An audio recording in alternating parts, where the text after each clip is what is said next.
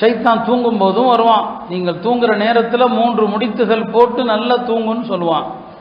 காலையில் எழுந்து ஒது செய்தால் ஒரு முடிச்சு அவிழ்ந்து விடுகிறது, திக்ரு செய்தால் இன்னொரு முடிச்சு, 2 ரக்காத் தொழுதுட்டா 3 முடிச்சுகளும் அவிழ்ந்து விடுகிறது.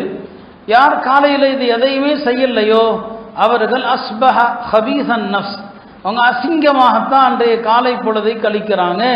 ஃபஜ்ர் தொழாதவர்கள் காதில் ஷைத்தான் சிறுநீர் கழிக்கிறான்னு சொன்னாங்க. நீங்கள் பாத்ரூம் டாய்லெட்டு போறீங்கன்னா ஷைத்தான் அங்கேயும் வருகிறான், உங்களுடைய மறை உறுப்புகளை பார்க்கிறான்.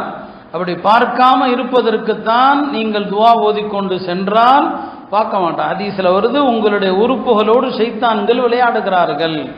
எனவே ஷைத்தான்களுடைய பார்வையிலிருந்து உங்களுடைய உறுப்பை நீங்கள் பாதுகாக்க வேண்டுமானால் பிஸ்மில்லாஹி அல்லாஹும்ம இன்னி அஊது பிக்க என்று ஓதிக்கொள்ளுமாறு சொன்னான்.